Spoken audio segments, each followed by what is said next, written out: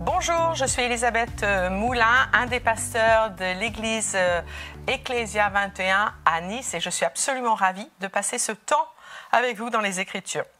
Peut-être que vous avez déjà entendu un enseignement que j'ai fait sur le fait qu'il est essentiel que le chrétien, et surtout celui qui prie, sache et soit persuadé que Dieu est bon et qu'il n'est que bon pour lui. En effet, c'est une émission que j'ai faite et vous la retrouverez certainement sur YouTube, mais il est essentiel que le chrétien sache que Dieu est bon parce que suivant ce qu'il croit, eh bien, ça va déterminer à combien il s'attache à lui et à combien il est capable de le suivre. Vous savez, quand on est pleinement persuadé que Dieu est bon, eh bien, ça va être plus facile de le suivre dans la prière. Pourquoi ? Parce que la prière, c'est juste suivre le Saint-Esprit. Et si on n'a pas vraiment confiance dans la bonté de Dieu, dans les bonnes intentions de Dieu, eh bien, ça va être très difficile pour le chrétien d'aller avec le mouvement du Saint-Esprit. Autre chose, si le chrétien n'est pas persuadé que Dieu est bon, quand Dieu va lui dire de faire quelque chose, eh bien, il aura un dilemme à le suivre dans ce choix. Également, les directions qu'il vous donne. Si vous n'êtes pas persuadé que Dieu vous veut du bien et que tout ce qu'il dit, fait pour vous, ou vous demande de faire, eh bien, est fondamentalement bon pour vous, eh bien, vous aurez des difficultés à choisir cette direction. Mes amis, spécialement si vous êtes dans une situation qui a des challenges, spécialement si vous êtes dans une situation où c'est un vrai pas de foi. Vous savez, le fait d'être convaincu que Dieu est bon pour vous, eh bien, va doper votre foi. Jésus connaissait l'importance de ce que les gens croient de lui et ce que les disciples croyaient de lui, parce qu'à un moment, en Matthieu 8, 27, vous trouverez cet épisode-là, eh bien, on voit que Jésus s'en alla avec ses disciples dans les villages de Césarée de Philippe et leur posa en chemin cette question. « Qui dit-on que je suis ?» Ils répondirent « Jean, Baptiste, les autres Élie, les autres l'un des prophètes. » Et là, Jésus ne se contente pas de ça, il va poser à ses disciples, il leur demanda « Qui dites-vous que je suis ?» Pierre lui répondit « Tu es le Christ. » Voyez-vous, Jésus savait que suivant ce qu'ils étaient capables d'articuler le concernant, eh bien, ça montrait où était leur relation, ce qu'ils pouvaient faire confiance ou pas. Vous savez qu'en matière de bonté, c'est super parce que Dieu ne manifeste pas sa bonté uniquement pour les siens. La Bible nous dit, en psaume 145, 9, il nous dit « L'Éternel est bon envers tous. » Et tous, c'est qui ? Tous, c'est tous. Et ses compassions s'étendent sur toutes ses œuvres. C'est-à-dire que tout ce que Dieu entreprend est empreint de sa bonté. Ce n'est pas parce qu'on n'aime pas ce que l'on voit que c'est un signe qu'il n'y a pas sa bonté. Non, tout ce qu'il fait est empreint de sa bonté.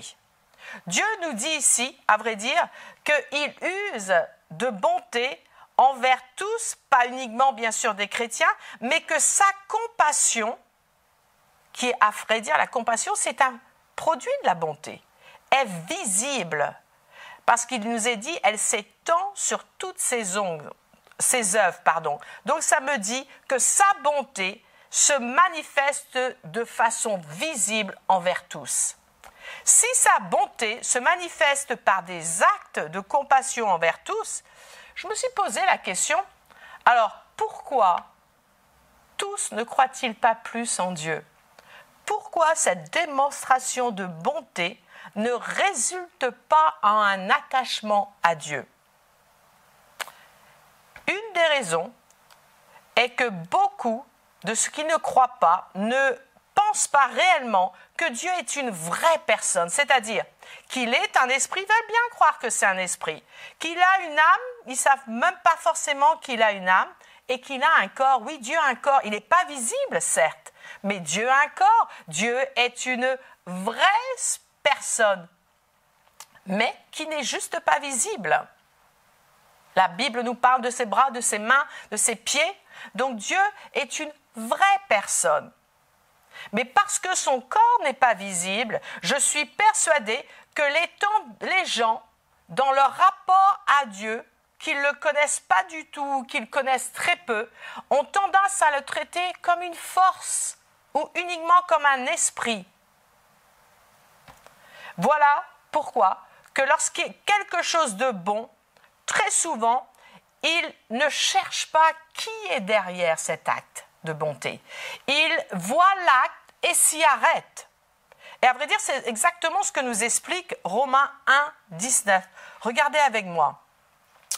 Car ce que l'on peut connaître de Dieu est manifeste pour eux, Dieu le leur ayant fait connaître. En effet, les perfections invisibles de Dieu, sa puissance éternelle, sa divinité, se voient comme à l'œil depuis la création du monde, quand on les considère dans ses ouvrages. Donc on voit le caractère de Dieu, on voit Dieu dans ce qu'il accomplit. Ils sont donc inexcusables, puisque, ayant connu Dieu, ils ne l'ont point glorifié comme Dieu. Et là, il parle des gens qui ne connaissent pas Dieu. Et il dit, ils sont inexcusables parce qu'ils ne l'ont point glorifié comme Dieu, comme étant Dieu. Ils l'ont peut-être glorifié comme une force. Ils l'ont peut-être glorifié comme le hasard, mais ils ne l'ont pas glorifié pour qui il est. Et ils ne lui ont pas rendu grâce, mais ils se sont égarés dans leurs pensées et leur cœur sans intelligence a été plongé dans les ténèbres. Vous savez, je discutais avec une amie à qui j'ai témoigné du Seigneur et on ne s'était pas vu depuis un petit moment, puis d'un seul coup je l'ai entendu me dire « Oh oui, mais je demande à l'univers ». Et c'était exactement dans ce cas-là. Elle demande à l'univers. L'univers, c'est pas une personne, l'univers.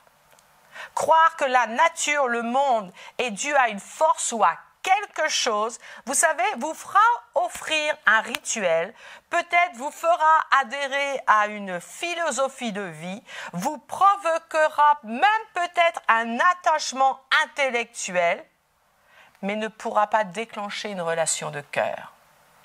Ne vous fera pas découvrir qui est derrière ce qui vous arrive.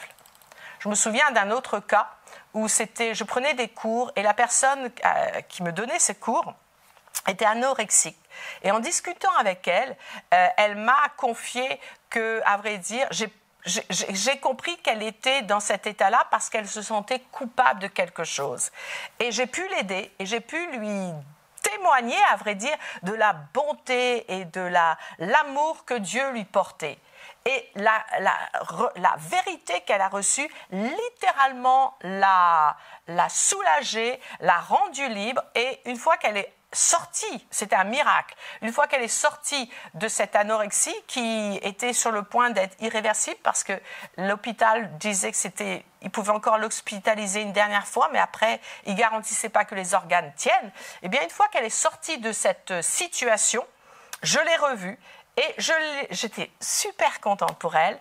Évidemment, on a parlé de Dieu et je l'ai incitée à dire « Viens à l'église, viens témoigner, viens dire ce que Dieu a fait. » Et à vrai dire, elle ne l'a jamais fait.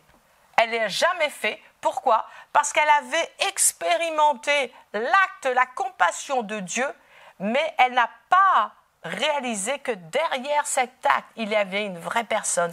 Dieu est une personne.